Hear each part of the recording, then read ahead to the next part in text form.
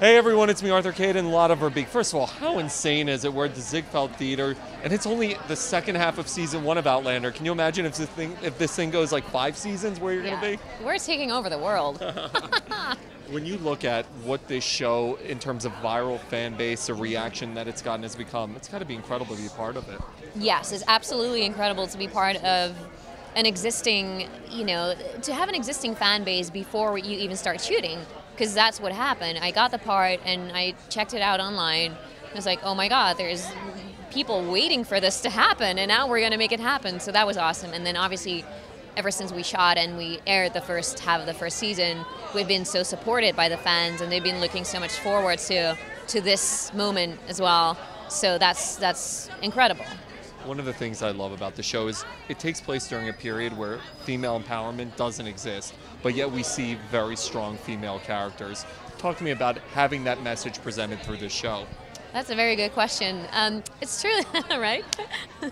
It's true that Outlander is definitely a lot about strong females, and I don't think there's such thing as a non-strong female. I mean, females are strong per definition. That's what we are. I mean, honestly, we give birth. So, but anyway, but I think it's really cool to have a show that actually highlights those characters and you see them go through different things. And I think in this day and age, when there's less and less roles for women, it's just fantastic for an actor to be able to play those roles, but also for any woman in the world to be able to relate to just a woman's life and what she goes through. And obviously, Outlander is an adventure romance, like it's a lot of adventure, so it's not every woman's daily life, but still, I think there's a lot to relate to. There's another character in the show, and it's Scotland.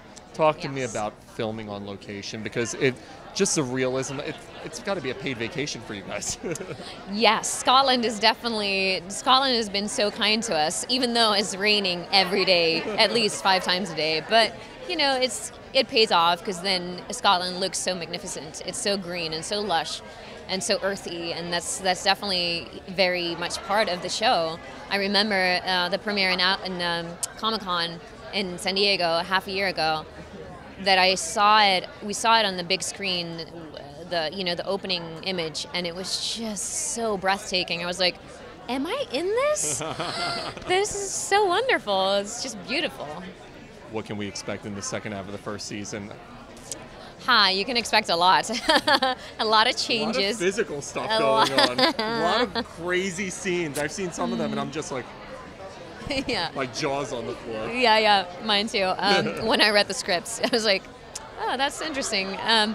Without giving too many spoilers, there's definitely a lot of masks and other clothing items coming off of a lot of characters.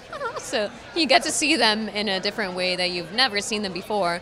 So I feel like the show and the characters and also the relationships keep surprising you. And it gets a little dark here and there, and it gets a little life and death here and there, and a little cruel, but also still very romantic, because ultimately it is very romantic.